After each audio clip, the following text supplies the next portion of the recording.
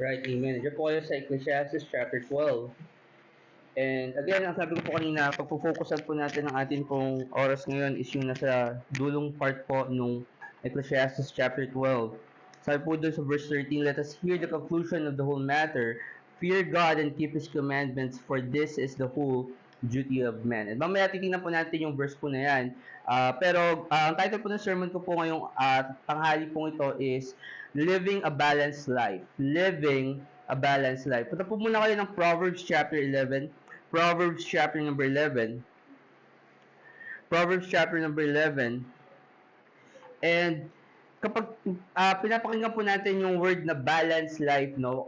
Karamihan kung kayo po ay nagtatrabaho, siguro naririnig nyo na po yung tinatawag na work and life balance, no? Wherein, ang tinuturo po ng mundo is dapat ang isang tao, meron siyang balance patungkol sa kanyang trabaho, and meron din po siyang oras supposed to be dapat para makakuha siya ng life or makagawa siya ng mga bagay-bagay na gusto niyo pong gawin. And tayo pong mga Kristiyano, tinuturuan din po tayo ng Bible na dapat po bilang isang Kristiyano, tayo po ay magkaroon ng isang balanced life. Paano ba natin bilang isang Kristiyano magagawa na mabalanse ang buhay? Kasi alam niyo po, bilang isang Kristiyano, dapat po natin maunawaan na tayo po ay hindi po naglalaro sa parehong laro or sa parehong rules ng mundo. Okay? And katulad po sinabi ko kanina, na ang isang regular na tao, when you go to the work or when you go to your workplace, ang usual na sasabihin lang nila sa inyo ay kailangan lang niyo ng work and life balance. Well, sabi ko nga, trabaho tapos buhay lang. And kapag tinignan niyo yung mga tao, ang tingin lang nila doon sa life is gala, 'di ba? Travel, punta ng Boracay, punta ng Palawan or something like that, pumunta sa mga bakasyon. Okay, at i-enjoy yung buhay nila, okay? And yun yung palaging basehan ng tao kapag sinasabi nila meron kang work and life balance is nakakapagtrabaho ka, kumikita ka, tapos na-enjoy mo yung kinikita mo, okay? So, yun usually yung laro ng mundo. Pero bilang mga Kristiyano, hindi po tayo ganun kasi meron pa po tayong isang aspeto ng buhay po natin na dapat po nating priority, and that is our Christian life. Yung buhay pananampalataya po natin. So, kung titingnan natin, kung maraming tao na ang nag-struggle, you know, in the world, kung meron pala silang dalawang binabalanse, so to speak, which is yung work at saka yung buhay nila, lalo higit tayo mga tao, mga Kristiyano, mga mananampalataya, lalo natin dapat maunawaan kung paano ba natin ibabalanse yung ating trabaho, yung ating mga personal na buhay, yung mga bagay na gusto natin, at gayon din yung ating buhay pananampalataya. Kaya gusto ko po tingnan po natin ito sa aspeto po ng Biblia, kasi dapat po natin maunawaan na ang isang bagay na hindi balanse, okay, although ginagamit ko po ito mamaya, titingnan po natin ito. Ang isang bagay na hindi po balanse or ang isang bagay na hindi balance, kumbaga, ay hindi po kalugod-lugod sa Diyos. Nandiyan po sa Proverbs chapter number 11. Okay, sabi niyo po yung verse number 1 doon. Proverbs chapter number 11. Sabi po sa verse number 1, a false balance is an abomination to the Lord, but a just weight is His delight. Now, kapag po sabi ko kanina, pag tinignan po natin yung word na balance, okay, ang tingin po natin doon is yung balance, di ba? Na meron kang trabaho, nagagawa mo yung mga bagay sa trabaho mo, na-enjoy mo yung buhay mo, at meron kang nagagawa mo yung mga responsibilidad mo sa buhay pananampalataya mo. So sinasabi mo balance yung buhay mo, okay? Pero gusto ko din po maunawaan para hindi niyo po masabi na tinitake out of context ko yung verse sa Proverbs. Gusto ko po maunawaan po ninyo, actually hindi po yun ang ibig sabihin nung word doon na balance. Okay? Doon sa sinabi po sa Proverbs 11 verse 1 na false balance is an abomination to the Lord. Okay, yung balance po doon ay isa pong measuring device. Okay? Para makuha yung weight ng isang bagay. Okay? Kasi ang pinapatungkulan po dyan sa Proverbs chapter 11 verse 1 is yung timbangan na mali. 'Di ba? Parang yung kapag namalengke ka tapos kulang yung timbang, okay, false balance 'yun, kumbaga mali yung timbang. Sabi ng Bible kasi pangdudugas 'yun eh. Okay, kaya sabi ng Bible, abomination po 'yon sa harap ng Diyos. Kaya sabi doon yung susunod na kalahati ng verse, ang sabi doon, but a just weight is His delight. Yung tamang timbang, yun yung kagustuhan ng Diyos kasi ayaw niya ng maling timbang. Okay? At siguro kung estudyante kayo, mauunawaan yun kasi sa chemistry ninyo, di ba? Sa chemistry or sa physics ninyo, meron kayong tinatawag na platform balance. Okay, sino yung nakagamit nun?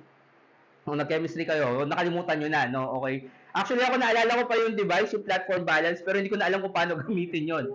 Pero ang naalala ko doon is meron siyang plate, di ba? Tapos, nilalagyan nyo siya ng timbang. Tapos, pin, or yung pin, yun yung kailangan tama, nasa zero, para malaman nyo yun talaga yung totoong reading, no? Okay, so ganun po yung sinasabi ng Bible dito, na false balance. Pero kung titingnan po natin, yung balance din po na yun, kasi kaya po siya tinawag na balance, kasi balance eh. Ibig sabihin stable.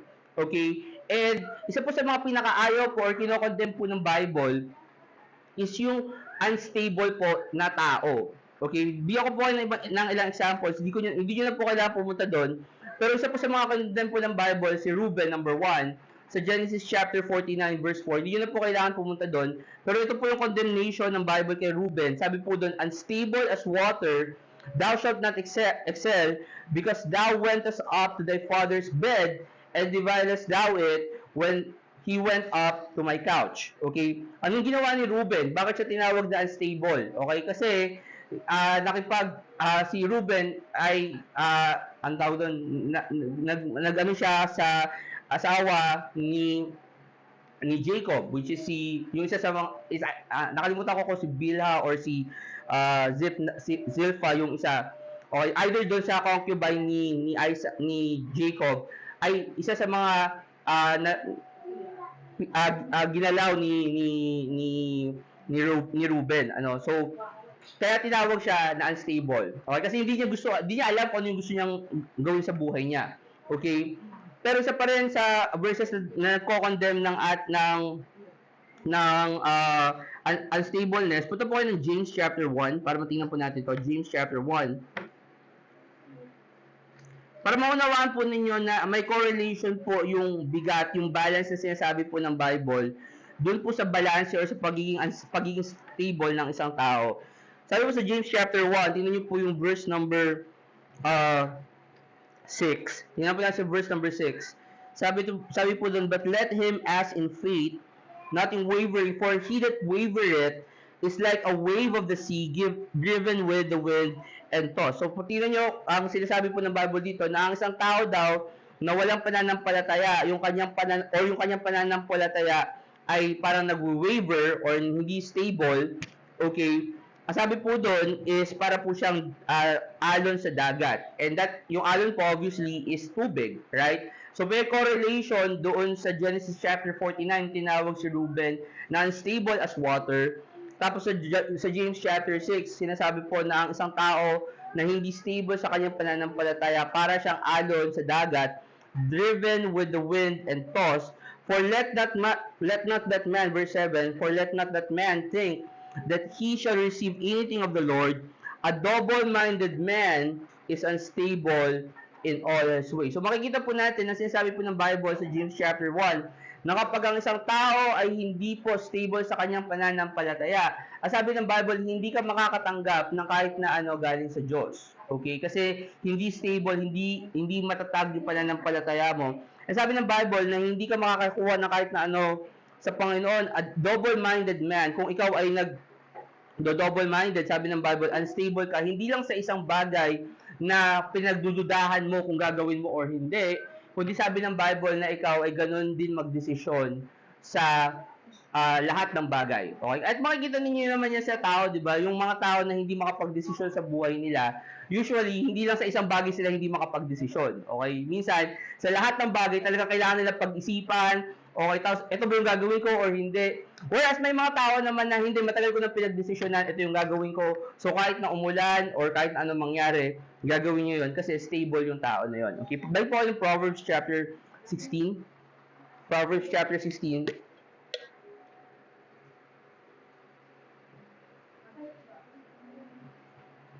Tingnan lang po natin itong mga verses patungkol po sa balance or yung, as I have said kanina, yung isang measuring device para po masukat yung timbang.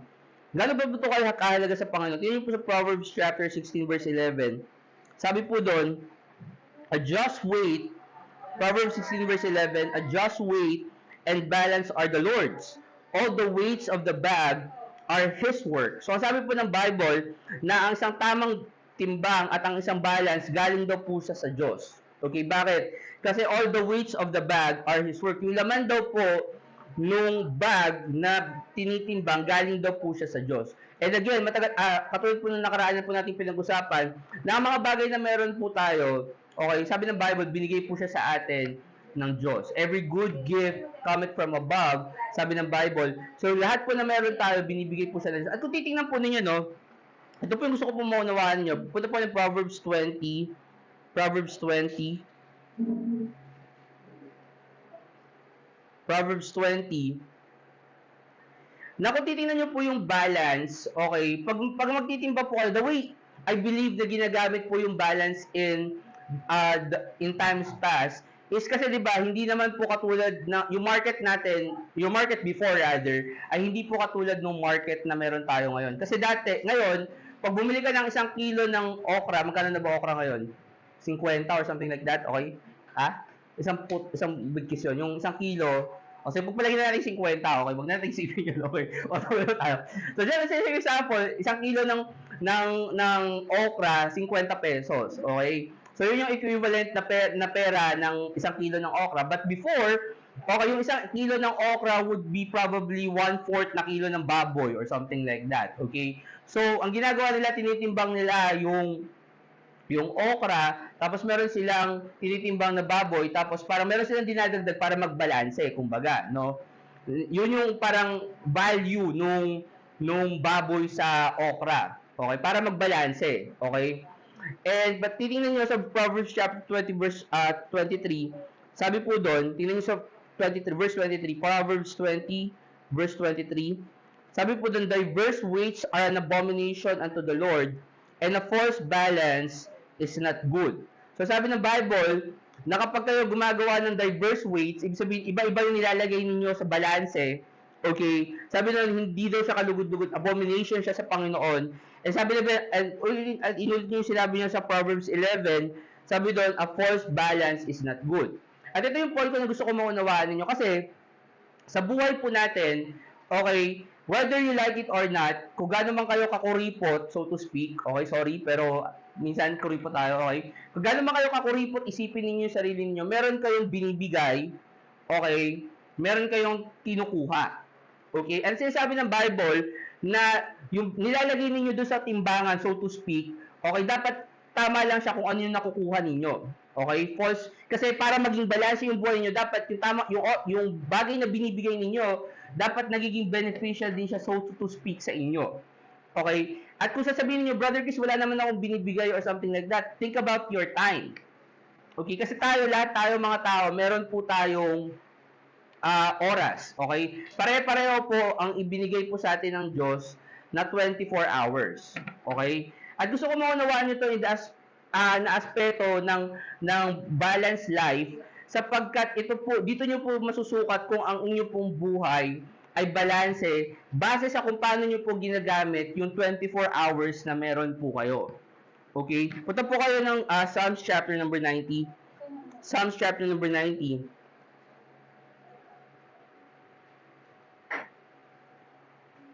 Kasi kung titingnan ninyo, maaaring sabihin nyo sa akin, Brother Chris, hindi naman tayo pare-pareho mayaman. I agree.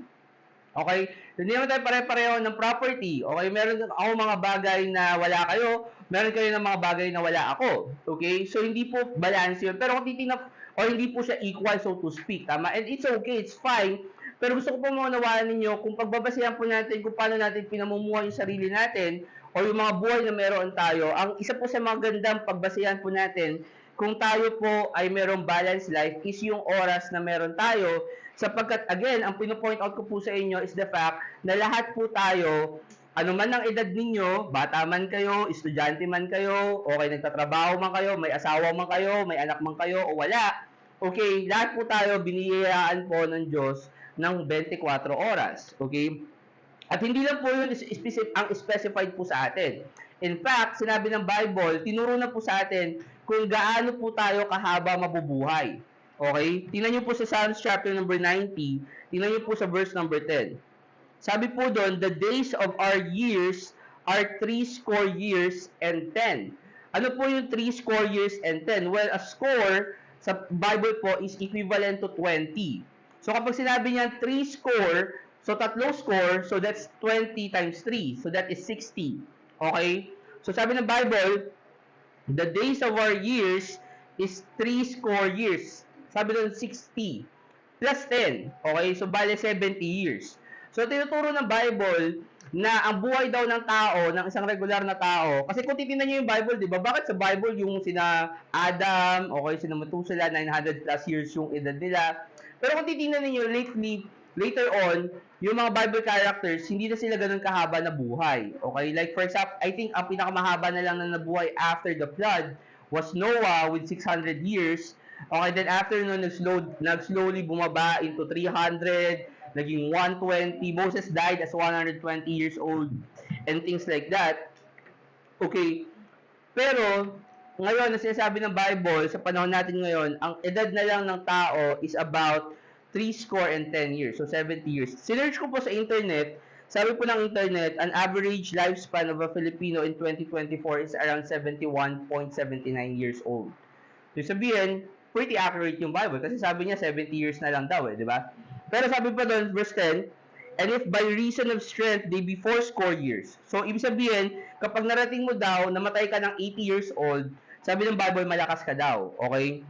Yet their strength labor and sorrow, for it is soon cut off and we fly away. Who knoweth the power of thine anger, even according to thy fear, so is thy wrath. Ano yung application na gusto ipakita sa atin ng Bible? Kasi sinasabi ng Bible sa verse number 11, na sino ba ang nakakaalam ng kapangyarihan ng kanyang puot, o sino yung nakakaalam nung pagkatakot or yung galit ng Diyos? Tama?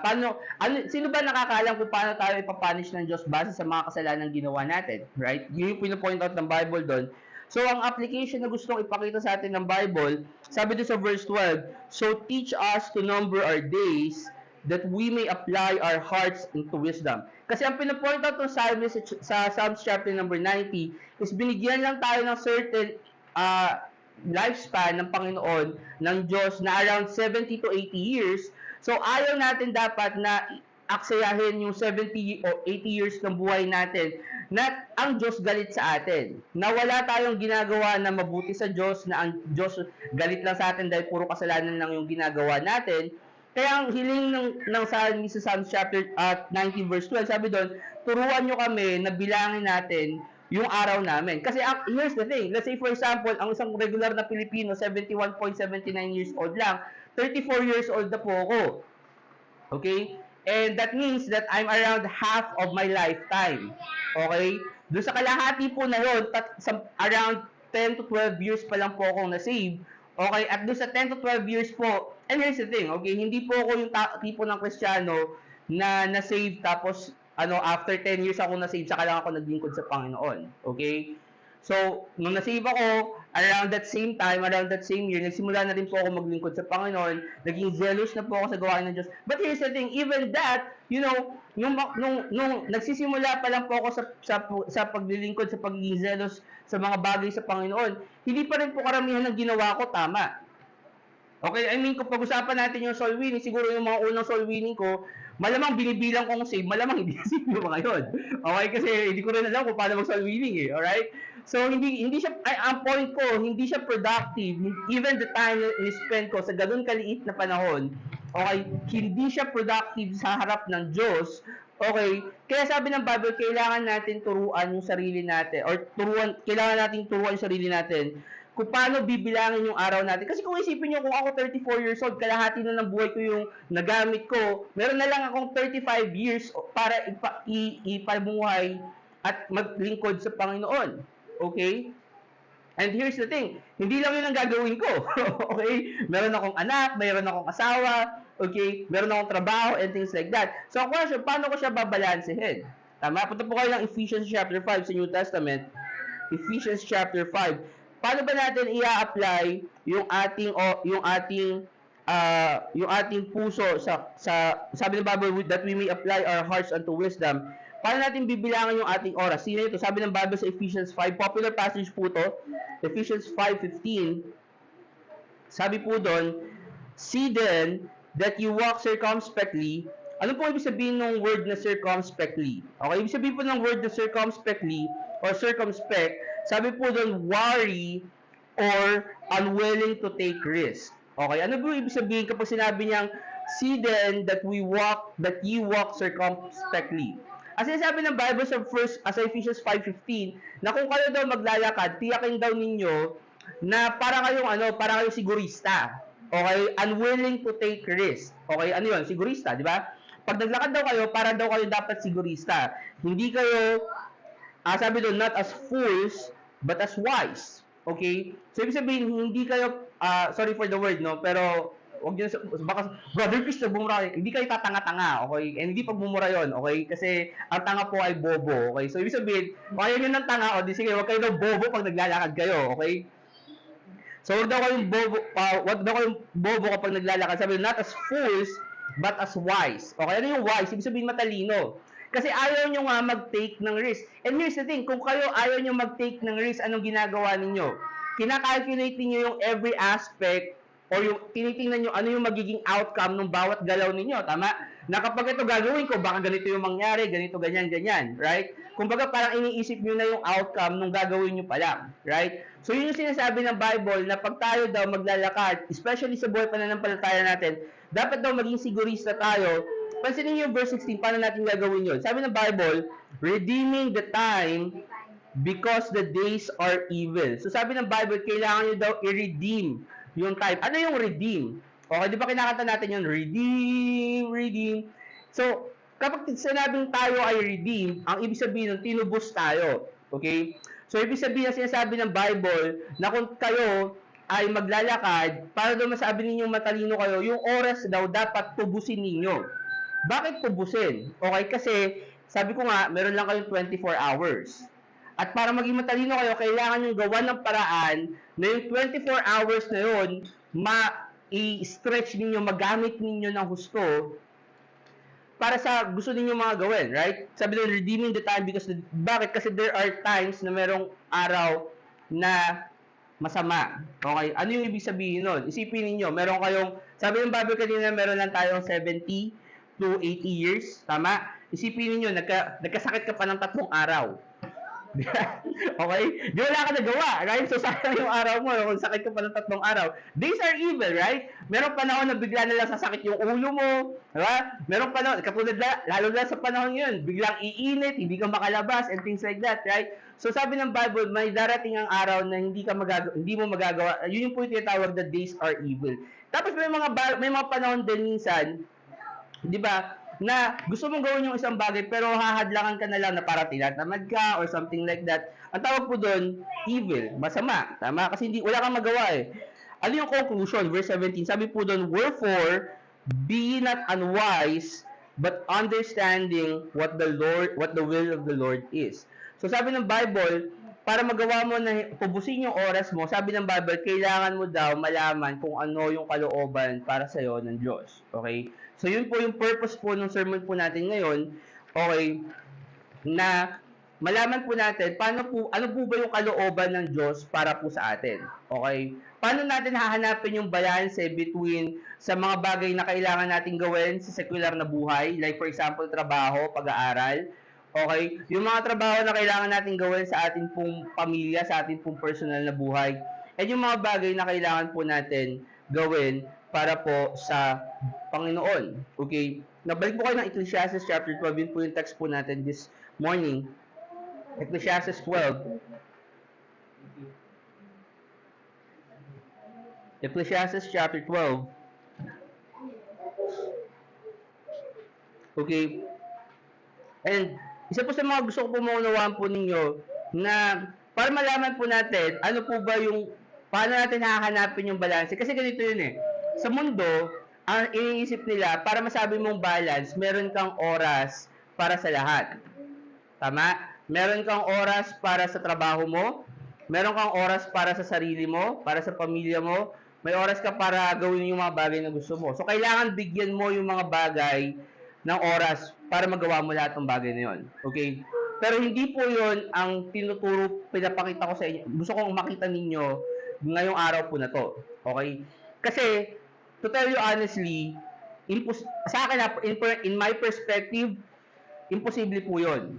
Okay? Kasi here's the thing. Okay, meron akong trabaho. Okay? At kung ako tatanungin nyo, brother, kasi ng trabaho, dalawa trabaho ko. Okay? Okay? Dalawa pa trabaho ko. Okay? Meron akong pamilya, meron akong asawa, okay? May dalawa akong anak.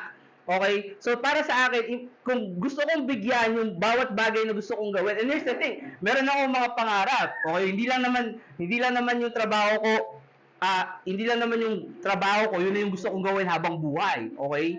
Alam nga, I mean, here's the thing. Okay? Although gusto ko yung pagtuturo, pero sa kulit ng mga estudyante ngayon, parang ayoko na magturo. Okay? Anyways, okay, pero ang point ko, may mga bagay ako, gusto kong i-improve yung sarili ko. Okay? Right? And here's the thing, kung bibigyan ko sila ng oras kada araw, I mean, siguro gagawin ko ang isang task na kailangan kong gagawin ko lang ng 30 minutes, okay, or 45 minutes to 1 hour or something like that. Okay, ito problema, okay? Hindi naman ganoon lang ang oras na kailangan ko para magawa ko yung task na yon. Tama? So, ang point ko is, kung ang tinuturo ng mundo kailangan meron akong oras sa bawat bagay na kailangan kong gawin, imposible magawa ko yon. Okay? Pero, ang gusto ko maunawaan ninyo is, tingnan muna natin, ano ba ang purpose ng buhay ng tao? Okay? Doon na tayo magsimula. Okay? Kasi, kung yung purpose ng buhay ng tao, yun muna ang gawin natin para ma-fulfill natin yung mga bagay na kailangan natin gawin para magkaroon tayo ng balance, tama? At kung titingnan ninyo, sabi ng Bible, okay, let us hear the conclusion of the whole matter. Tingnan yung verse 13. Sabi doon, let us hear the conclusion of the whole matter. Ito tao yung conclusion ng lahat ng bagay. Okay, ano yung lahat ng bagay? Yung lahat ng bagay na yun, sinamarize na po yun sa verse 1 hanggang sa verse number 12. Okay? At hindi na po natin isa-isa ito kasi hindi naman po ito Bible study ng Ecclesiastes chapter 12. Pero tingnan niyo po yung verse number 1. Sabi po doon, remember now thy Creator in the days of thy youth, while the evil days come not, nor the years draw nigh, when thou shalt say, I have no pleasure in them. Hindi ba't parang, pag binasa niyo yung Ecclesiastes 12 verse 1, hindi ba't parang sinasabi niya yung katulad ng sinabi sa Ephesians 5:16, na redeeming the time because the days are evil. Na sinasabi ng Ecclesiastes 12 verse 1 na habang bata ka pa, okay, alalahanin mo na yung tagapaglikha kasi may mga masasamang araw na darating na hindi mo na sasabihin mo wala ka ng pleasure sa Panginoon. Okay, ano yung mga bagay na yun? Pag tinignan nyo, bigyan ko po kayo ng isang example dito. Verse 3, tingnan nyo po to. Sabi po doon, in the day, ano yung example ng evil days sa darating? In the day, when the keepers of the house shall tremble, and the strong men shall bow themselves. Ano po ibig sabihin ng the strong men shall bow themselves? Dadating po yung panahon na tatanda kayo, tapos kahit na gano'n pa ka-straight yung katawan ninyo, gaganon kayo. Kasi, diba? Tatanda kayo eh, diba? So sabi ng Bible, kayo ay, yung strong men shall bow themselves. Okay, tatanda kayo. Mawawalan kayo ng lakas. Tingnan niyo verse number yung sunod, sabi doon, and the grinders cease because they are few. Okay? I don't know about you, pero alam mo, minsan ironic yung buhay, di ba? Pinanganak ka walang ngipin, tapos pag namatay ka, natin yung mga ngipin mo. Di ba? Okay, kasi yung po sinasabi po doon, yung grinders po doon, it pertains to your teeth. Sabi doon, yung grinders mo, titigil kasi hindi na daw po sila, kukunti na lang po sila. Sabi doon, grinders cease because they are few, and those that look out of the windows be darkened. Ano po ibig sabihin nun? Yung tumitingin sa bintana, hindi po yun yung mukha nyo lang. Ang tumitingin po doon yung mata nyo. And sinasabi ng Bible na darating yung panahon na yung inyong mga mata, okay, those that look out of the window shall be darkened. Ano yung sabihin? Tumatanda kayo. Kaya sinasabi ng Bible, habang bata pa kayo, alalahanin nyo yung inyong manlilikha. Kasi itong mga bagay na to, darating siya sa inyo. And, ang sabi ng Bible, ang conclusion lang nito is kailangan na nating magawa na tayo ay matakot sa Panginoon at sundin yung kanyang mga kautusan. And alam nyo, wala po to sa notes ko, pero naalala ko lang ngayon, hindi ba't parang yan din minsan yung excuse ng maraming mga tao pagdating sa spiritual things, nasasabihin nila, ay, sige, okay lang yan, saka na ako maglilingkod sa Panginoon kapag natapos ko na to. Okay, saka kapag nakagraduate na ako, pag nakagraduate ka, okay, magtatrabaho ka naman. So, saka na ako maglilingkod sa Panginoon pag matanda na ako. Pag matanda na po kayo, hindi na rin kayo makakapaglingkod sa Panginoon kasi wala na kayong lakas. O, hindi na kayo makakapag-soul winning ng ganito, especially sa ganito kainit na panahon. hindi kayo makakapag-soul winning ng matagal, lalo na kung ang age, and seriously, hindi po advisable yun. Kahit napilitin nyo yung sarili ninyo kung 50, 60, 70 years old na kayo, hindi po advisable na lumabas kayo sa labas, mag-soul winning po kayo sa tapat ng init. Okay, ng ganung panahon, kasi matanda na po kayo. Ayaw ko naman as leader, okay, especially ng church, ayaw ko naman na merong mabalita sa labas na, oh, may namatay, Verity Baptist Church, may namatay, na matanda dahil sa pagsa-soul winning, okay? Okay? Although cool tingnan yun, right? But, here's the thing, okay, controversial yun, di ba? Kasi, grabe naman yung leader na yan. Kahit matanda na, pinag-soul winning pa, di ba? Here's the thing, okay, nasa inyo po yung option kung lalabas kayo or hindi, wala po namumuyar sa inyo. But here's the thing, the reality is, kung matanda na po kayo, hindi na po kayo makakalabas as if na parang 30 or 25 years old kayo. Kasi kahit ako isipin nyo, 34 years old pa lang po ako. Minsan may mga panahon na pag sobrang init, okay, hindi, bigyan ko yung isang example po. Last March 28, ang oras po ng soul winning po namin is from 2 to 4. 1:30 to 3:30. Okay, alam nyo kung anong oras natapos yung soul winning namin? Alas 3. Alam nyo kung bakit? Saksakan ng init eh. Okay? Alam ka naman sabihin ko sa kayo, hindi kailangan natin tapusin ito hanggang alas 3. Kung hinahapo na kami, okay, hindi na kami makahinga sa sobrang init. Siyempre, kailangan na namin putulin yung oras ng kahit na sabihin na natin na nandun pa tayo sa prime, so to speak, ng edad natin. May mga bagay na hindi po tayo So, ang point number 1 ko, mga kapatid, kung tayo po magkakaroon ng balanse sa ating pong pamumuhay, sa life po natin, kailangan po natin maunawaan na ang priority po natin palagi is ang Diyos. Punta po kayo ng Matthew chapter 6. Matthew chapter number 6.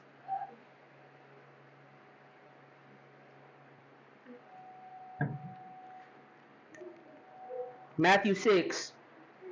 At ito po popular na passage. Sabi po sa Matthew 6:33, sabi po doon, but seek ye first the kingdom of God and His righteousness, and all these things shall be added unto you.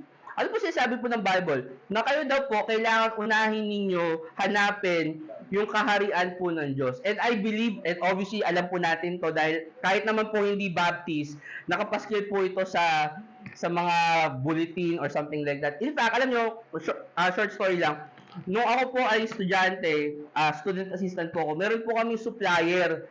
Ang ang kanilang company, pangalan po ay 633. Okay? Tapos meron silang tagline, nakalagay ito, seek ye first the kingdom of God, Matthew 6:33. So, ito po popular na passage, pero ang problema dito, hindi po karamihan na i-apply. Okay? Bakit? Kasi lagi na po natin naririnig, seek ye first the kingdom of God, seek ye first the kingdom of God. Pero paano ba natin dapat i-apply ito? Okay? Kasi ang sinasabi po ng Bible, kailangan unahin natin yung kaharian ng Diyos, tapos yung mga bagay na ito darating. Okay, ang problema po kasi yung expectation, number 1. Kasi akala na maraming mga tao na kapag inuna mo yung Diyos, magkakaroon ka ng bahay. Okay, magkakaroon ka ng mansyon, magkakaroon ka ng 1 million, magkakaroon ka ng kotse. Kasi inuna ko yung Diyos. Hindi po ganun yun. Okay, hindi sinabi ng Diyos na unahin mo yung kalooban ko tapos lahat ng bagay na gusto mo ibibigay ko. Okay, tingnan natin yung context. Sabi po, tingnan mo sa verse 25. Sabi po doon, therefore I say unto you, take no thought for yourself, what ye shall eat or what ye shall drink, nor yet for your body, what ye shall put on. Is not the life more than meat, and the body than raiment? Okay, ano sinasabi ng Bible? Nasabi ng Bible, ang sinasabi ni Jesus Christ, huwag nyo daw isipin kung ano yung kakainin ninyo, or ano yung iinumin ninyo, or yet, ano yung para sa katawan ninyo. Bakit? Kasi ang buhay daw nating mga tao, hindi po siya nakabase sa kung ano yung kinakain natin, okay, at ano yung sinusuot natin. Okay, ang problema, pag ininterpreto ng ibang Kristiyano, ang iniisip nila, dapat ang isang Kristiyano nakasuot siya ng Levi or something like that. Okay? At ang isang Kristiyano dapat kumakain lagi ng karne or lagi na sa 5-star restaurant or something like that. Hindi po sinasabi ng Bible. Ang sabi niya nga, kung titignan nyo, ang sinasabi niya, hindi niyo dapat i-define yung buhay ninyo kung base sa kung ano yung kinakain nyo or ano yung sinusuot ninyo. Kasi hindi yun ang importansya ng buhay ninyo. Okay? Tingnan nyo, sabi ng Bible sa verse 26, sabi doon, behold the fowls in the air, for they sow not, neither do they reap, nor gather unto barns, yet your heavenly Father feedeth them. Are ye not much better than they? Which of you take it, which of you by taking thought can add 1 cubit unto his stature? And why take ye thought for raiment? Consider the lilies of the field, for they grow and toil not, and they toil not, neither do they spin. Isipin niyo sinasabi po ng Bible dito. Ang sabi ng Bible, ang comparison doon sa pagkain, ang comparison is yung ibon. Kasi yung ibon daw, tama yung fowls of the air, hindi sila naghahanap, hindi sila nagtatrabaho, hindi sila nag-iipon, pero nakakakain sila. Okay? Pero ito question ko sa inyo, yung ibon ba, nakakita na ba kayo ng ibon na kumakain palagi ng, I don't know, laging naka-peri-peri? Or laging laging kumakain sa Vikings or something like that. Okay? Kasi di ba, tinitingnan natin mga tao, pag sinasabi natin, seek ye first the kingdom of God.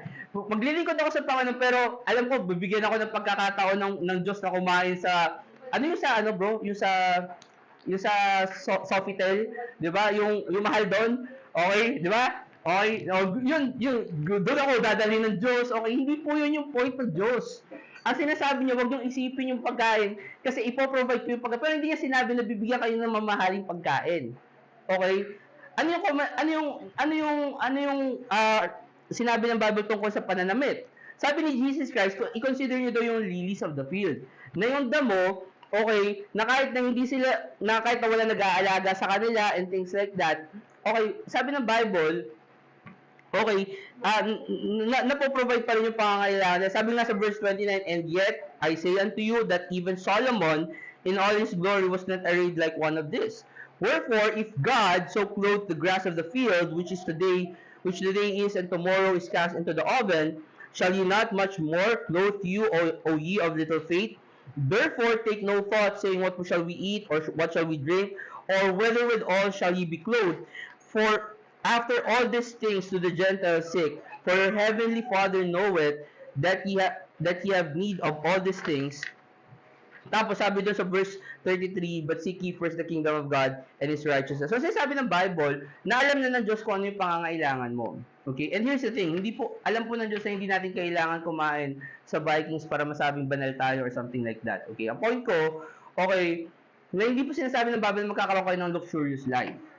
Pero sinasabi ng Bible na kailangan yung i-prioritize ang Diyos over your basic needs kasi alam po ng Diyos i-provide yung basic needs ninyo. Alam ng Diyos na bigyan kayo ng pagkain. Okay? Alam ng Diyos kung paano kayo bibigyan ng damit. And notice this, okay? Ito po lagi sinasabi kapag pupunta po ako sa passage ito, nakakita ba kayo ng bahay? Sinabi ba ng Bible or sinabi ba ni Jesus Christ na kapag kayo, sumunod kayo, unahin nyo muna ako, bibigyan ko kayo ng tirahan? Alam nyo bakit? Kasi hindi po tayo guaranteed na magkaroon ng bahay. Kasi sabi sa New Testament, even Jesus Christ, sabi niya, yung foxes have holes, birds have nests, but the Son of Man have nowhere to lay His head. Kasi walang bahay si Jesus Christ. So alam nyo kung ano ibig sabihin nun, hindi tayo guaranteed na magkaroon ng bahay. Ito question ko sa inyo, sino may bahay ngayon? Lahat naman siguro tayo may bahay, tama? So ibig sabihin, we're being blessed beyond what we need. So ibig sabihin, kung isipin natin, ngayon pa lang na meron kayong bahay, okay, blessed na kayo beyond sa pangangailangan ninyo, beyond sa pinangako sa inyo ng Diyos. Ang sabi ng Bible, kailangan muna nating unahin ang Diyos. Okay? I-prioritize po natin ang Diyos. Ano yung mga kailangan natin i-prioritize? Punta po kayo ng Psalms chapter 1. Gawin po natin mas specific, okay? Hindi ko po alam, simulan na nagkaroon tayo ng pulpito, medyo humaba yung sermons. So, hindi ko po kasalanan po yun ng pulpito.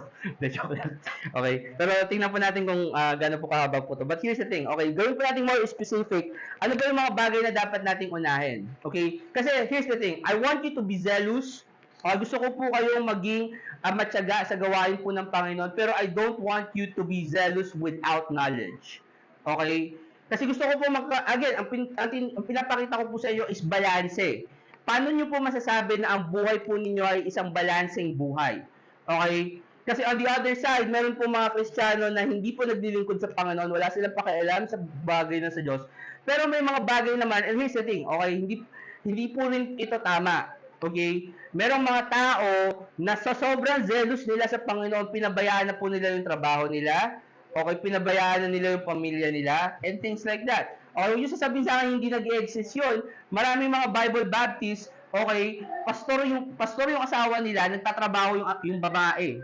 Okay? Yung asawang babae, yung lalaki, okay, tinawag daw ng Diyos para magpastor. So dahil kailangan full-time siya sa pagpapastor, kailangan yung babae yung magtatrabaho. Mali po yun. Okay? Hindi po tinuro ng Bible na porket magpapastor ka, yung asawa mong babae yung magtatrabaho. Okay? Okay? Ang binigyan ng trabaho ng Diyos na mag-provide sa pamilya niya is yung lalaki, hindi po yung babae. Okay? At hindi mo po pwedeng gamitin excuse na, pastor ako, kailangan full-time ako sa ministry. Kailangan mo pagsabayin yun.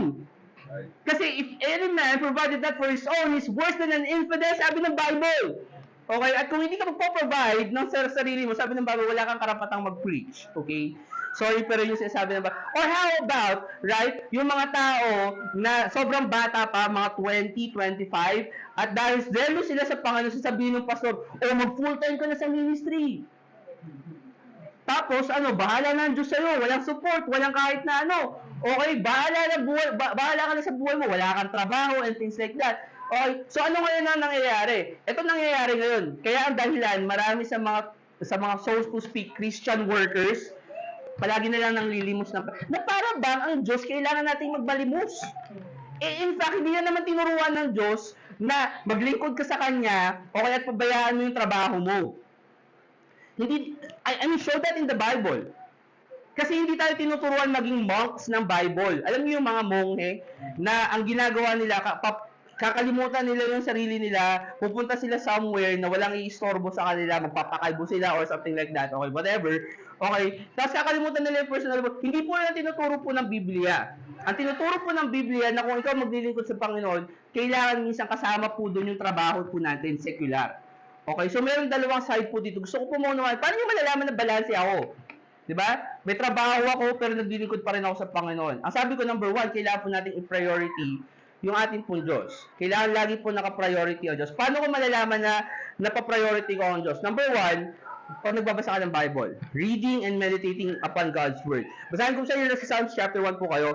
Sabi po ng Bible sa Joshua chapter 1 verse 8, this book of the law shall not depart out of thy mouth, but thou shalt meditate therein day and night, that thou mayest observe to do according to all that is written therein. For then thou shalt make thy way prosperous, and then thou shalt have good success. Ang sabi ng Bible, na kailangan daw po yung book of the law, yung libro daw po ng batas, sabi ng Bible, hindi po siya aalis sa ating mga bibig. Pero kailangan daw po natin mag-meditate day and night.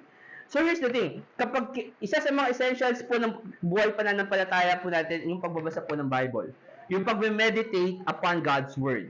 Okay? So yun po ang isa sa mga bagay na hindi nyo po dapat kalimutan kahit gaano kayo ka-busy sa buhay ninyo.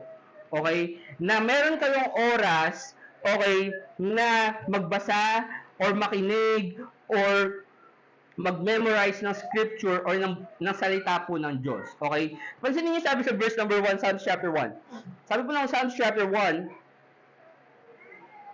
verse 1, blessed is the man that walketh not in the counsel of the ungodly, nor standeth in the way of sinners, nor sitteth in the seat of the scornful, but his delight is in the law of the Lord, and in his law that he meditate. Again, pansinin niyo po sabi ng Bible, day and night.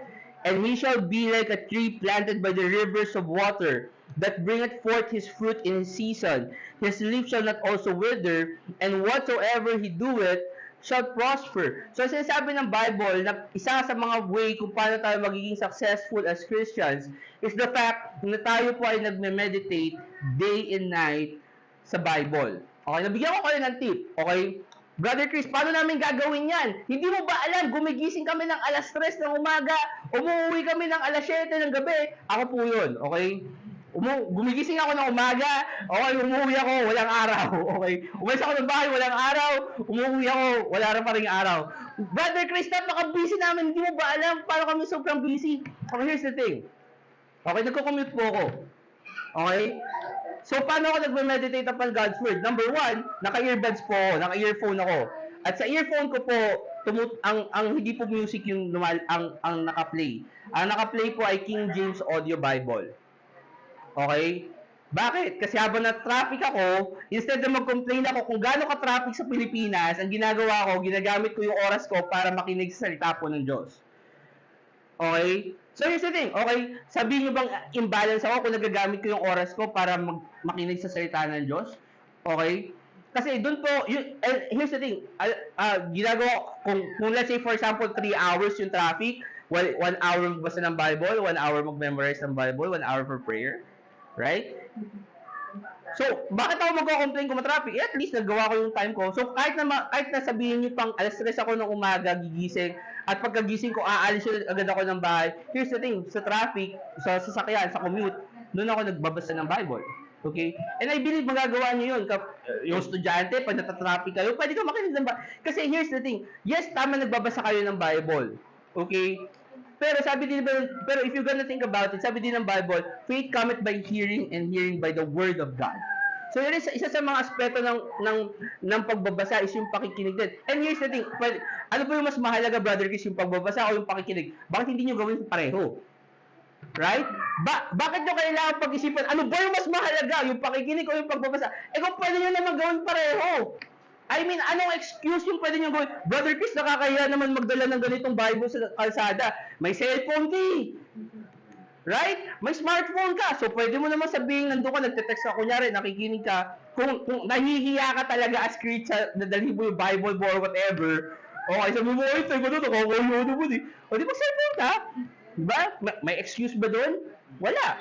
Pero, ang importante, na makakapagbasa ka, nakakapakinig ka ng salita ng Diyos. Bakit? Kasi isa yun sa mga aspeto ng Christian life mo na hindi mo po pwedeng baliwalain. Kasi here's the thing, kapag ang isang tao, isang Kristiyano, hindi siya nagbabasa ng Bible, hindi siya nakikinig sa salita ng Diyos or whatever, okay, doon po nagsisimula yung pagiging backslider ng isang tao o ng isang Kristiyano. Okay? Yung hindi nyo pagbabasa, yung hindi nyo pakikinig ng salita ng Diyos, doon po nagsisimula yung pagbabackslide niyo. Hindi po yung nagsisimula sa pag-alis niyo sa church. Kasi yung pag-alis nyo sa church, yung hindi nyo pagsisimba, epekto yun kasi hindi kayo nagbabasa ng Bible. Okay? But great peace have they which love thy law, and nothing shall offend me, sabi ng Bible. Ano ibig sabihin nun? Na kahit anong isigaw ko dito, anong i-preach ko dito, if it comes from the Word of God, hindi kayo ma-offend. Bakit? Kasi binabasa niyo yung Bible. O yun, ma-offend kayo. Bakit kayo na-offend? Kasi hindi nyo nabasa sa Bible. Yun lang naman yun eh. Tama? Bakit sila na-offend kapag sinabi natin itong mga bakla na to hindi masasave? Kasi di naman nila nabasa sa Bible yun eh. Di ba nila nabasa yung Romans 1 eh? Di ba? Okay kaya sila na-offend. Pero kung kayo, nababasa nyo sa Bible, hindi pa ako nakakita ng tao na nakapagbasa sa Bible, na kapag may pinoint out ka na hindi totoo sa Bible, na may pinoint out ka na first time nila nakapakinggan, pero alam nila na sa Bible na offend. Okay, marami na po akong kakilala. Dati hindi nila alam na si Jesus Christ napunta sa impyerno. Okay, pinabasa mo yung Acts 2:31. Gaano ba kalinaw yun? Okay, tapos, walang argument kasi nagbabasa sila ng Bible eh. Tama? Pero ano yung sasabihin ng mga taong nakikinig lang sa pastor mo? Hindi naman po pwede pumunta si Jesus Christ sa impyerno eh. Eh, ano sabi ng Bible? Eh, yung sabi ng Bible eh, di ba? Okay? Pangalawa, punta po kayo ng Hebrews chapter number 10. Hebrews chapter number 10. So, una, paano natin malalaman na meron tayong balanced Christian life? Number 1, kailangan po natin magbasa ng Bible. Okay? Pangalawa, okay, kailangan po natin magpunta sa simbahan. We have to go to church. So, ang balanced life po ng isang Kristiyano, nagbabasa po siya ng Bible, okay, nakikinig po siya sa salita ng Diyos, okay, nagme-meditate siya upon God's Word, pero kailangan din niya pong magsimba or kailangan niya pong pumunta sa isang simbahan. Now, here's the thing, okay? Pag pumunta ka sa simbahan, ang word na church, okay, ang ibig sabihin po nun is a congregation of like-minded believers. Okay? Wala pong debate doon. Lahat po nag-agree na ang simbahan ay isang pagtitipon ng mga tao na magkakapareho ng pananampalataya. Ito yung point ko. Okay? Kung hindi ka pareho ng pananampalataya mo yung pastor mo, ba't ka nandun? Di ba? Kasi ang church, di ba, ay isang pagtitipon ng mga pareho ang pananampalataya, pareho yung pinaniniwalaan nila. So kung ikaw, ang paniniwala mo sa buhay mo, faith alone, right? Once saved, always saved, no works for salvation, tapos yung pastor mo, repent of your sins to be saved, anong ginagawa mo dun? Diba? It doesn't make any sense. Okay? Kasi ito po yung purpose ng church. Okay? Marami po sinasabi yung ibang mga especially bang mga religion, sasabihin nila, dito ka lang kasi makakapakinig ng salita po ng Diyos. Now, here's the thing. Sabi ko kanina, kailangan nyo magbasa ng Bible. So, kung nakakapagbasa na po kayo ng Bible, okay, hindi na po importante kung ano yung sasabihin ko sa inyo dito kasi mas magaling pong teacher ang banal na spirito na kayang ituro sa inyo yung mga bagay na nandito po sa Bible. Okay? So, yung preaching, secondary na po yun. Bakit may preacher? Kasi yung preaching po, sabi ng Bible, He gave some apostles and teachers for the edifying of the saints. Okay? So, ibig sabihin, ito po ay para po sa edification po ninyo. Okay? Pero, more than that, tingnan nyo po sa verse 19, sabi, sa Hebrews 10 verse 19, sabi po doon, having therefore, brethren, boldness to enter into the holiest by the blood of Jesus, that pertains to your salvation, by a new and living way, which He had consecrated for us through the veil, that is to say, His flesh, and having an high priest over the house of God, let us draw near with a true heart in full assurance of faith, having our hearts sprinkled from an evil conscience, and our bodies washed with pure water.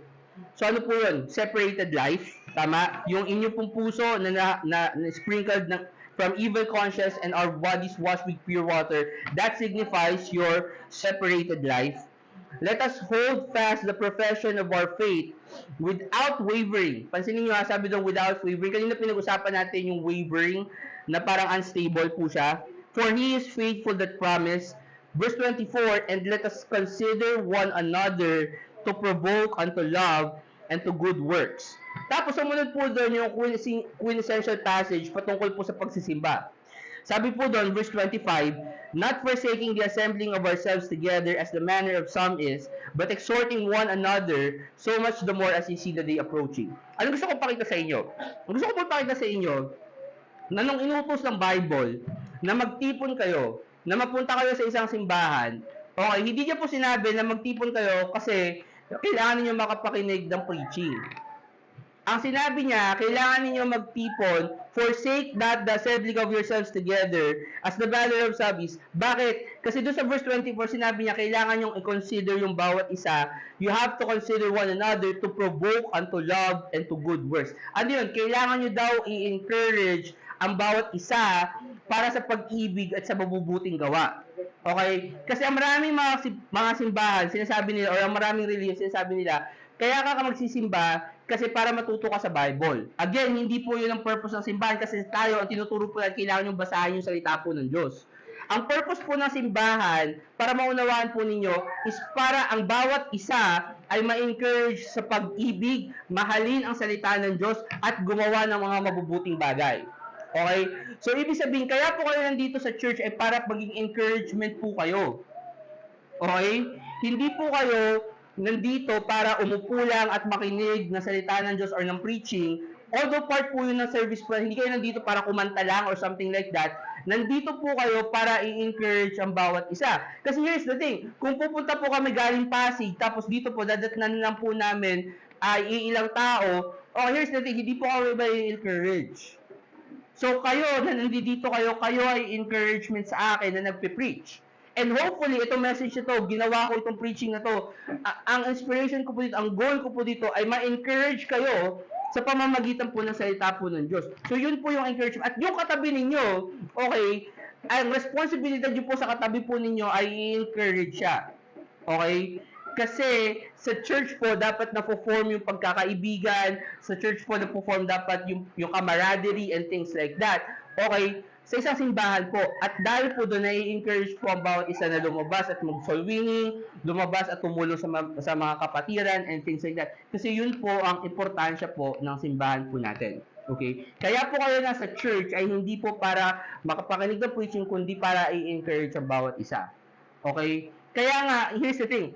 Kung preaching lang ang habol niyo, hindi niyo na po ako kailangan. Bakit? Kasi nandiyan naman si Pastor Anderson sa Rumble eh. Di ba? Nandiyan si Pastor Shelly. Nandiyan si Pastor Jimenez. Pwede niyo lang kunin sa internet yung preaching. Pero itong question ko sa inyo, kung doon kayo kukuha ng preaching ninyo, ang question, paano ninyo i-fulfill yung Hebrews 10:25 na sabi niya na kailangan ninyong i-encourage ang bawat isa. Kasi sabi doon, exhorting one another, so much the more as you see the day approaching. So, paano ninyo may encourage yung bawat isa? Kung nakikinig lang kayo sa internet preaching, kailangan niyo ng simbahan. Yun po yung purpose po ng church. Okay? Kasi kung titingnan nyo, kailan ba nagsimula? Although, syempre, pag tinignan nyo yung New Testament, di ba? Si Jesus Christ, nag-gather siya ng maraming mga tao and things like that.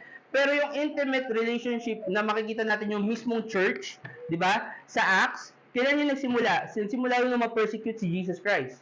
Bakit? Kasi kailangan nila yung encouragement ng bawat isa eh. Di ba? Yung church in the wilderness. Bakit merong church in the wilderness? Kasi encouragement yung sa bawat isa na habang sila naglalakbay sila papunta ng promised land, hindi lang sila nag-iisa. So, ang church, nandito po, ang purpose po nitong church na to is para i-encourage po ang bawat isa. Okay? Na maglingkod sa Panginoon. Okay? Na ito po ang point ko, kung bakit ko po ito pinapakita, or sinasabi sa inyo na kailangan maging priority nyo po ito. Kasi, ang church po natin, especially ang Baptist, okay, kahit naman ibang Baptist, no? Hindi to katulad ng Katoliko. Okay? Hindi po to katulad ng Iglesia ni Cristo. Brother Chris, bakit? Kasi sa Katoliko, may misa kada isang oras. Tama? Okay? Sa Iglesia ni Cristo, sa isang Sunday, ilan na service nila? 2, 4, something like that. Okay? Bakit? Ang point nila, ganito. Makakapili ka ng schedule na gusto mong puntahan. Di ba? Tama? Convenient sa kanila. Kasi bakit? Kung Katoliko ka nga naman, kada isang oras may misa, mamaya hapon na lang ako magsisimba. Di ba? Okay? Or things like that. Sa atin, hindi eh. Hindi mo ganun yung oras natin eh. Meron tayong fixed time. 11 to something. Okay? Hindi ko alam kung ano oras na matatapos. But 11 to ganung oras. And here's the thing, kapag hindi ka pumunta ng 11 dito, wala kang simbahan pupuntahan. Okay? Or kung sa Pasig, for example, ang church service doon is 10 to 11:15, tapos 11:15 to 1. Okay? So, yun lang yung pagpipilian mo. Merong Wednesday service na 7 to 8:30 p.m. So, yun lang yung choices mo para i-round off, para magsimba. Okay? So, ibig sabihin, very limited lang. Anong point ko? Sa atin, bilang Baptist, hindi po yung church yung nag-a-adjust. Hindi po yung church ang nag-a-adjust sa oras. Hindi po yung church yung nag-a-adjust sa inyo. Kayo ang mag-a-adjust sa oras sa church. Okay? So, yun po yung mahirap. And again, hindi ko po, kung kayo po na nasasaktan doon sa sinasabi ko po, nasa inyo na po yan. Pero pinapakita ko na po sa inyo, bahagi po ng buhay pananampalataya po natin, yung pagsisimba. Okay? Ngayon, kung hindi po kayo nagsisimba, ibig sabihin po nun, hindi po balance ang buhay ninyo. Brother Chris, busy ako pag Sunday. Okay? Again, kailangan nyo lang ibakante yung 11 to something na oras ninyo pag dito sa service. Pero again, kung pupunta kayo ng Pasig, obviously, kailangan nyo consider yung travel time and things like that. Okay? Pero, ang point ko, kailangan nagsisimba kayo. Okay? Kasi part yun ng buhay ng pananampalataya ng isang Kristiyano. Kailangan yung bigyan ng oras yung pagsisimba sa oras. And here's the thing, hindi po yung buong araw. Kasi, again, specific time lang po yun sa isang araw. Ngayon, kung for example, busy ka, magsimba ka, tapos umalis ka na. Hindi naman require, although syempre, as all winning natin, after the service, di ba? So, hindi naman requirement na porkit nagsimba ka, tapos titingnan ka namin na backslider kung hindi ka magsa-soul winning. Okay? Hindi ganun yun, mga kapatid. May option po kayo na magsimba lang, tapos umuwi na kayo kung hindi na kayo available. Ano gagawin namin? Hindi kayo available. Okay. Pero, okay, magsimba kayo. Okay, yun ang point ko. Okay, at again, sa totoo lang, amin ko po sa inyo, mahirap yun. Kasi hindi po siya katulad ng ibang religion na pwede kayo mamili ng oras. Okay, pero ito sasabihin ko po sa inyo. Okay? Kasi ako po, nagdaan din po ako sa ganyan. Okay? Kung titingnan niyo po kami ng pamilya ko, before, nang start ang very, nung ako po na-save, nung kami po nag-akilasal ang asawa ko po, hindi po, ang church po namin is usually within the vicinity na malapit kami. So, wala kaming problema pumunta ng Wednesday, wala kaming problema pumunta ng Sunday. Okay? Isa po yun, and by the way, here's the thing, also, para sabihin ko na sa inyo, yun po yung isa sa mga dahilan kung bakit po ako nag-teacher. Kasi ano po ako computer engineering by profession, pwede po ako magtrabaho sa field. Pero bakit ako nag-teacher? Kasi sa field, okay, and again, kung ito po scheduling ng trabaho niyo, wala po ako magagawa. Pero again, sinasabi ko lang po sa inyo yung sa akin. Kaya po ako nag-teacher kasi pag Sunday walang pasok. Okay? Makakapili po ako ng oras na sasabihin ko, ayoko magturo ng 7 o'clock ng gabi pag Wednesday. Okay? Makakapili ako ng oras kasi pwede ako mag-church. But here's the thing. Dumating sa punto, nagsimula kami sa Verity Baptist. Okay? Yung bahay namin na sa Muntinlupa. Yung service sa Verity Baptist ng Wednesday, alas 7. Pag umalis ako sa opisina ng alas 5, dadating ako sa Verity Baptist, alas 8 na. Okay? Parang papasok ako sa loob ng simbahan, sabi ng preacher, let's bow our heads and pray. Tapos yung service, okay? So parang useless, okay? And here's the thing, around siguro 5 years na yung Verity ngayon, around 2 years or 3 years, ganun po yung buhay namin. Ibig sabihin, 3 years po, hindi kami nakakapagsimba sa Verity Baptist every Wednesday. Okay? Pero faithfully, nagsisimba kami every Sunday. Kasi yun nga yung point, yun nga yung paniniwala namin na kailangan priority yung simbahan. Okay? Pero nag-pray po ako sa Panginoon na gusto ko po magsimba ng Wednesday. Okay? Dumating sa punto na, syempre, alam niyo kapag may trabaho kayo, ito point ko, kailangan maging good worker kayo. Kailangan maging ano kayo, kumbaga, hindi naman, I mean, syempre, sasabihin ng mga co-employers niyo, sip-sip kayo, pero kailangan niyo minsan magpasikat. Okay? Kasi pag nagpasikat kayo, alam niyo yung benefit doon, pwede kayong mag-request sa boss niyo.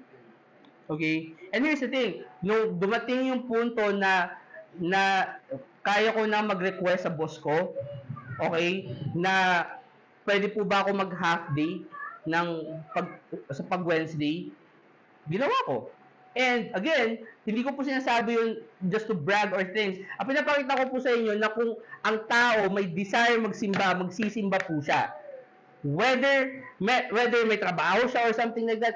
Okay, kasi ako, ginawa ko po siya, nakagawa po kami ng paraan na ako, mag-work lang ako ng half day pag Wednesday or something like that. Ngayon, hindi na ako nakapagtatrabaho ng Wednesday.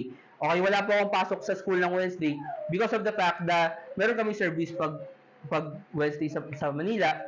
So, doon po kami. Okay? And again, hindi ko po sinasabing pare-pareho po ang playing field po natin. Ang pinopoint ko lang po sa inyo, kapag gusto po ninyo magsimba, makakagawa kayo ng paraan. Bakit? Kasi hindi lang naman po ako eh. May mga kapatiran po tayo na makikita po ninyo galing sa trabaho. Okay? Dahil gusto nila magsisimba sila kahit na puyat. Okay? At nakakita na rin ako ng kapatiran na kahit na, alam nyo, dahil gusto niya lang matulog, ayaw nila magsimba. Okay? Kahit na pwede naman siya magsimba, hindi siya magsisimba. Okay, bakit? Kasi depende nga po yun sa kagustuhan po ninyo. Ang point ko, pinapakita ko lang po sa inyo na ang isang Kristiyano, dependent po siya, or para magkaroon po siya ng balancing pananaw sa kanyang buhay, kailangan niya po magbasa ng Bible, kailangan niya po magsimba. Pangatlo, okay? Pangatlo, paano ka magkakaroon ng balanced life as a Christian? So, kailangan meron kang pagbabasa ng Bible araw-araw, kailangan mo magsimba, but also, kailangan mo mag-soul winning. Punta kayo ng Acts chapter 1. Sabi po doon, basahin ko na lang po sa inyo siguro, Acts chapter 1, verse 8. Pwede naman tingnan mamaya, pero sabi doon, but ye shall receive power after the Holy Ghost shall come upon you, and you shall be witnesses unto me both in Jerusalem, and Judea, and Samaria, and unto the uttermost part of the earth. So, sabi ng Bible, na isa sa mga trabaho natin bilang isang Kristiyano ay mag-soul winning. Now again, hindi ko sinasabi na kailangan nyo mag-soul winning on the specific soul winning time. Okay? Bibigyan ko na po kayo ng, kaklaruhin ko lang po. Pwede kayo magsimba, tapos huwag kayo mag-soul winning, pero sisiguraduhin niyo na nagso-soul winning pa rin po kayo. Okay? Kasi importante yung pag-soul winning sa buhay ng isang Kristiyano. Kasi yun ang isa sa mga dahilan kung bakit po tayo nandito sa mundong to, para maging witness kay Jesus Christ, hindi lang po sa Jerusalem, hindi lang po sa Samaria, kundi sa buong mundo. Okay? And here's the thing, okay? Paano kayo, Brother Chris, busy ako, paano ako magsusol winning? Okay, meron kang kamag-anak na hindi saved, meron kang katrabaho na hindi saved, okay? Meron kang classmate na hindi saved, right? Okay? So, hindi ba't bahagi yun ng field? Hindi ba pwede mo silang soul winningan? Hindi ba pwede mo silang sharean ng gospel? And hindi ba't pag-soul winning din yon, right? So, kung hindi ka makapagsama sa amin during soul winning, it's okay. Okay, kaya nga kanina sinabi ko sa inyo, yung April 9, okay lang yun. Sabihin nyo sa akin, Brother Chris, busy ako sa trabaho, hindi ako makakapunta. Kasi kung walang interest, kung lahat tayo busy, doon na lang kami magsa-soul winning sa Pasig. Yun lang naman yung point doon eh. Di ba? Pero kung dito kami nakatira sa Cavite, kahit na hindi kayo, magsabi ko busy kami, magsa-soul winning kami. Okay, kasi dito na kami. Di ba? Okay, yun lang yung point namin. Kasi medyo malayo yung pupuntahan namin. So, kung pupunta kami dito, tapos wala rin lang naman, sayang yung effort, doon na lang kami. Okay, practicality kumbaga. Pero ang pinapoint out ko sa inyo, okay, kailangan mag soul winning pa rin kayo. Kahit na hindi ka kasama sa soul winning time natin. Okay? Kunyari, soul winning time natin every Saturday ng bago mag-service per Sunday. Busy kayo. Okay lang, huwag kayo sumama. Pero ang point ko, kailangan nagsa-soul winning pa rin kayo. Nag-share pa rin kayo ng gospel on your own time. Okay? Kung nandito ako, pwede nyo ako kausap, Brother Chris, libre ka ba? Pwede ko namin kasama. Pwede sasamahan ko kayo. Ayun nga lang, medyo malayo po ako sa inyo, yun yung point ko. Pero, ang point ko, para mabalansin ninyo yung Christian life ninyo, ito yung mga bagay na kailangan nyo gawin. Magbasa kayo ng Bible, magsimba kayo, at mag-soul winning kayo. Okay? And here's the thing, hindi nyo po kailangan mag-soul winning, hindi nyo po kailangan sumama sa kada soul winning marathon na meron tayo. Okay? Okay lang yun, walang problema po yun. Okay, bakit? Kasi, again, hindi naman sinabi sa Bible na kailangan lahat, thou shalt go to every soul winning marathon. Walang ganong verse, okay? Ang pinapakita ko lang po sa inyo is responsibilidad ninyo mag-soul winning. So here's the thing, kung nagbabasa kayo ng Bible, nagsisimba kayo, pero hindi kayo nagso-soul winning, hindi po balanse yung buhay na pananampalataya ninyo.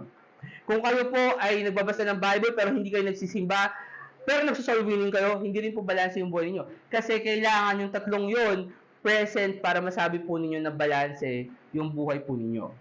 Okay? And again, uulitin ko po ito sa inyo. Okay? Babalisa ko na lang yung pangalawa tsaka yung pangatlong punto. Pero, apart from that, okay, ito po yung mabigat dun eh. Kailangan, inuutos din po ng Bible na kailangan nyo mag-provide sa sarili po ninyong pamilya. Okay? Punta kayo ng 2 Thessalonians chapter 3. 2 Thessalonians chapter 3. Brother Chris, ang dami namang trabaho niyan. Wala po akong magagawa. Ang point ko, kung gusto niyo magkaroon ng balancing buhay, ito po yung mga bagay na kailangan nyo gawin. Huwag niyo pabayaan yung Christian life ninyo. Okay? Yun yung priority po ninyo palagi. Okay? Pero aside from that, meron kayong pananagutan, meron kayong responsibilidad sa pamilya po ninyo. Okay? Kasi here's the thing, ang ama, ang tatay, ang responsibilidad po niyan, primarily, okay, hindi lang po yun, pero primarily, ang responsibilidad niya po, mag-provide sa kanyang pangangailangan. Tama? Kung kayo po ay single, alam niyo, sabi po ng Bible, nasa 2 Thessalonians po kayo, sabi po dyan sa verse number 8, simulan natin basahin sa verse 8, sabi po doon, neither did we eat any man's bread for naught, for wrought with labor and travail day and night, that we might not be chargeable to any of you. Not because we have not power, but to make ourselves an example unto you to follow us. So ito si Paul, di ba sabi niya, meron kaming kakayahan mag full time. Pwede kami mag full time. Pwede nyo kaming suportahan. Pero hindi namin ginawa yon kasi gusto namin maging example sa inyo. Anong ginawa ni Paul? Sa umaga, nagte-tent maker siya, nagnegosyo siya, di ba? Tapos, aside from na habang nagte-tent maker siya, saka siya nagpe-preach ng gospel, saka siya nag-i-establish ng church. Ito point ko, di ba? Kung ganun yung ginawa ni Paul, ano yung ginagawa ng mga Baptist? Ang example ko, si Paul. Hindi ka naman sinusunod. Di ba? Ang gusto niya ng full-time, tapos walang trabaho. Tapos sasabihin niyo, ang idol niyo sa Bible, si Paul. Si Paul nagtrabaho, tapos nag-ministry. Di ba? Okay? Pero sabi doon, not even as we were with you, this we command you, that if any would not work, neither should he eat. Ano sinasabi ni Paul? Ang sinasabi ni Paul na kung hindi kayo magtatrabaho, wala kayong karapatang kumain. Brother Chris, harsh naman nun.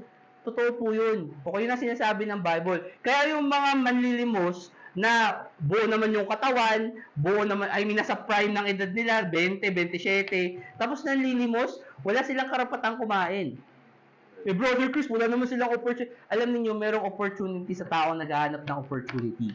Okay? Kasi here's the thing, to beg, I am ashamed. Ang isang tao nagtatrabaho po, ayaw niya manlimos.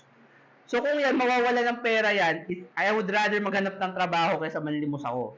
Ang isang tao, innate sa isang tao na ayaw niyang, kasi alam niyo, di ba tayo, especially lalaki, may pride ka kasi.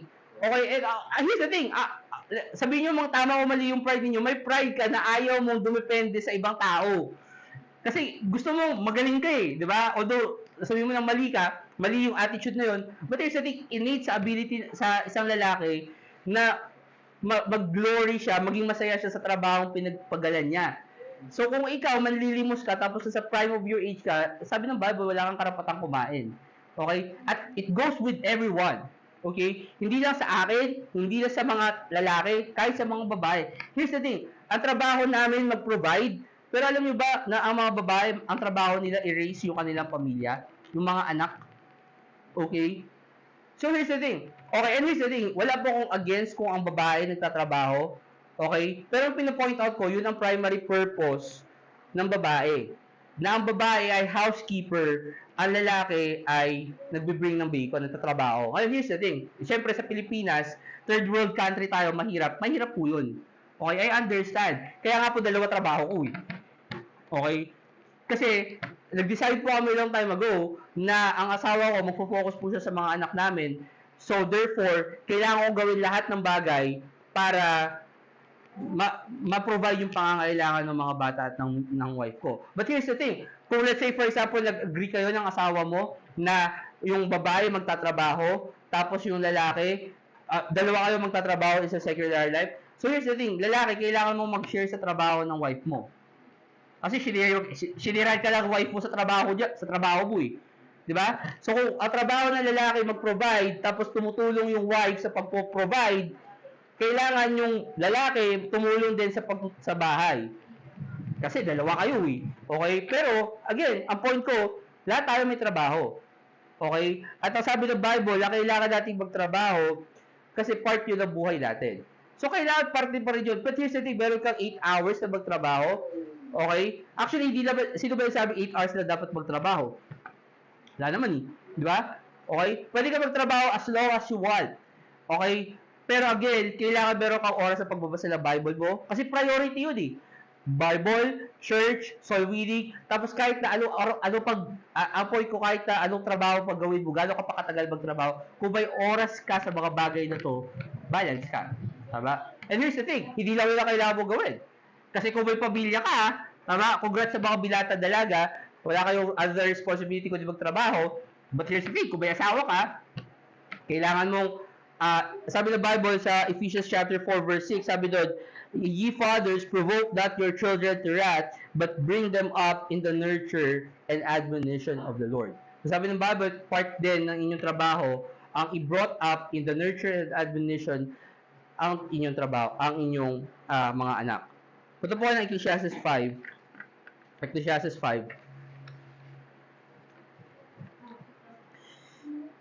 Ecclesiastes 5. At hindi lang po din yun ang kailangan ninyong gawin para magkaroon kayo ng balanced life. Okay? Kasi, ang buhay po natin dito sa lupa, hindi po siya, although, as I have said, you can work as long as you want. Okay? Pwede kayo magtrabaho hanggang sa gusto ninyo. Okay? Pero, part din po ng buhay ng isang tao ay i-enjoy yung kanya pong pinagtrabahuhan. Okay? Kaya nga po tayo, okay, for example, soul winning marathon, di ba? Okay, as much as we can, nagpo-provide po ang church ng pagkain every lunch. Pag kumakain po tayo, although syempre kasi dito sa Cavite, ang pinakamalapit lang na kainan Jollibee. So manawa tayo sa Jollibee, di ba? Okay. Pero hindi, last time naman kumain tayo sa SNR, di ba? Okay. So here's the thing, okay, ang point ko, kumakain tayo sa mga magagandang sa mga restaurant na ganun. And ang point po nun is para po ma-enjoy po natin yung pinagtrabahuan po natin sa Panginoon. Okay, yung pagsusolwining po natin, yung pagpapagal po natin. Kasi part po yun ng buhay po natin. Okay? So kung kayo, trabaho lang kayo ng trabaho, church, trabaho, tapos wala kayong enjoyment sa buhay ninyo, hindi rin po balance yung buhay ninyo. Kasi ang tinuturo ng Bible, kailangan din po natin enjoy yung pinagtrabahuan po natin. Tingnan niyo po sa Ecclesiastes 5:18. Sabi po doon, behold that which I have seen, it is good and comely for one to eat and to drink, and to enjoy the good of all his labor that he taketh under the sun, all the days of his life, which God giveth him, for it is his portion. Every man also to whom God hath given riches and wealth, and hath given him power to eat thereof, and to take his portion, and to rejoice of his labor. This is the gift of God, for he shall not remember the days of his life, because God answered him in the joy of his heart. So, sinasabi ng Bible na kailangan din po natin part ng ating buhay para magkaroon po tayo ng balancing buhay ay ang i-enjoy yung pinagtrabahuan po natin. Okay? Ngayon, kasi gusto ko po ito maging as practical as possible. Okay? Punta po kayo ng 1 Peter, doon po tayo magtatapos. 1 Peter chapter 5. 1 Peter chapter 5. Kasi again, ang sinasabi ko po sa inyo, ang balancing buhay ganito. Meron kang trabaho, nagpo-provide ka para sa pamilya mo, nakakapagsimba ka, nakakapaglingkod ka sa Panginoon, nakakapag-soul winning ka, nagagawa mo mabasa yung Bible mo, and na-enjoy mo yung buhay mo. Brother Chris, ang dali naman. Tingin nyo, madali. Okay? Hindi madali yun. Alam niyo kung bakit? Kasi again, pinapakita ko sa inyo, lahat yun kailangan yung gawin in the span of 70 years, 24 hours a day. Okay? And again, hindi po lahat ng bagay na, imagine niyo soul winning pa lang, 4 na oras na. Sa typical na soul winning marathon, di ba? So let's say for example, nagso-soul winning ka ng 2 hours a week, right? That's 2 hours a week na nawawala sa buhay mo, kasama doon sa 70 years na binigay sa iyo ng Diyos. Tama? Okay? And here's the thing, even ako, hindi ako tumatayo dito mga kapatid na sinasabi ko sa inyo balance yung buhay ko. Okay? Sinasabi ko sa inyo, 2 trabaho ko, meron akong nagsaserve ako sa Panginoon and things like that. Okay? And sometimes, alam nyo, magulong buhay. Okay? Kasi ang dami yung kailangan gawin eh. Okay? So, anong point ko? Okay? Ang point ko, kailangan po nating i-prioritize ang Diyos. Sabi ko, pinapakita ko sa inyo palagi, seek ye first the kingdom of God and His righteousness, and all these things shall be added unto you. Okay? Yung pinakaunang point ko. Pero ito lang sasabihin ko po sa inyo, hindi ko po ito i-sugarcoat. Kapag inuna ninyo ang Diyos, okay, magkakaroon po kayo ng problema. Alam niyo kung bakit? Kasi yung mundo, hindi po siya tinitingnan na pareho. I mean, kapag sinabi mo sa boss mo, boss, magde-day off ako ng Sunday. Okay, baka tawanan. Lalo na kung, kunyari, for example, trabaho mo, nasa SM ka or something like that. Tapos sabihin mo, boss, magde-day off ako ng Sunday. Baka tawanan ka ng boss mo. Di ba? Sabihin mo, ano ka? Boss ka? Ako nga, di ako nakapag-day off ng Sunday. Ikaw pa. O, di ba? Sabihin sa'yo, magkakaroon po ng conflict yun. Okay? At hindi ko po sinasabing madali yun. I mean, isipin nyo na lang, kapag niyaya kayo ng kaibigan ninyo na hindi po mananampalataya, di ba, sa mga company, meron kayong, yung mga outing-outing, di ba? O ano sasabihin sa inyo ng coworker ninyo na, "Hoy, tara, swimming naman tayo, inuman naman tayo." Ayoko, hindi ako nang gaganyan eh. KJ ka naman. Di ba? Magko-conflict yun, mga kapatid. At ito ang pinapoint out ko, it might cause you troubles in life.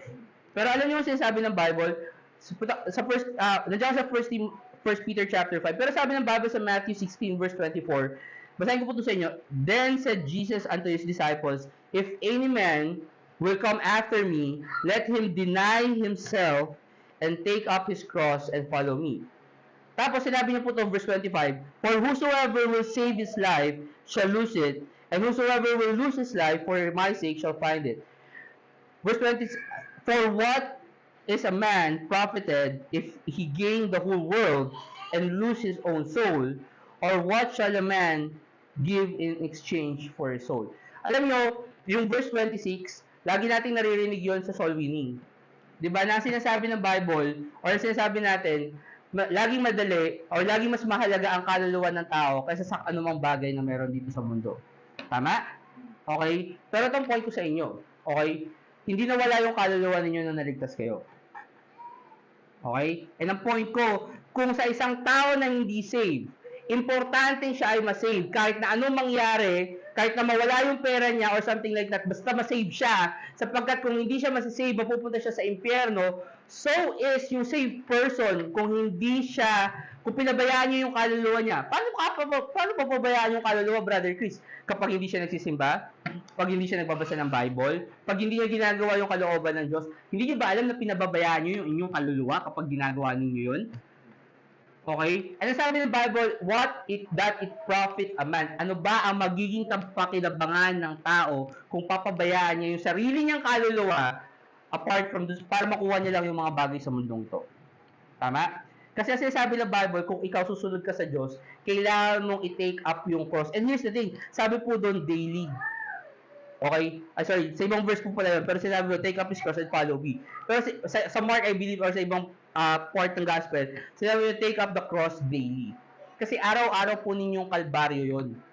Okay? Kung paano kayo mag-i-strive ng balance between your Christian life and between your life as an individual, yung trabaho niyo, and even yung mga bagay na gusto ninyong gawin.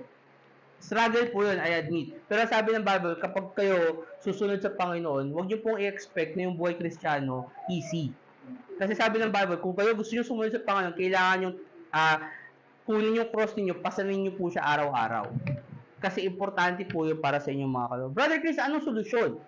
Ito po yung solusyon sa verse 5, sa chapter 5, verse 7 ng 1 Peter. Sabi po doon, casting all your care upon Him, for He careth for you. Ang solusyon po doon mga kapatid, sa mga struggles po natin, ay ilagay lang po natin sa priority yung Diyos, tapos ibigay niyo po sa Kanya yung mga burdens. Kasi again, yung pagsunod po sa Panginoon, yung pagpo-prioritize po sa Diyos, magkakos po yun ng mga burdens magkakos po yun ng mga troubles. Yung mga troubles po na yun, yun po ang ibigay po ninyo sa Diyos. I know, sinabi ko po na last place po yan, pero tingnan niyo po yung Hebrews chapter 12. Para lang po ano natin, kasi pumasok lang po siya sa utak ko ngayon, pero sabi po sa Hebrews chapter 12, a popular passage po ito. Let me go there myself. Hebrews 12.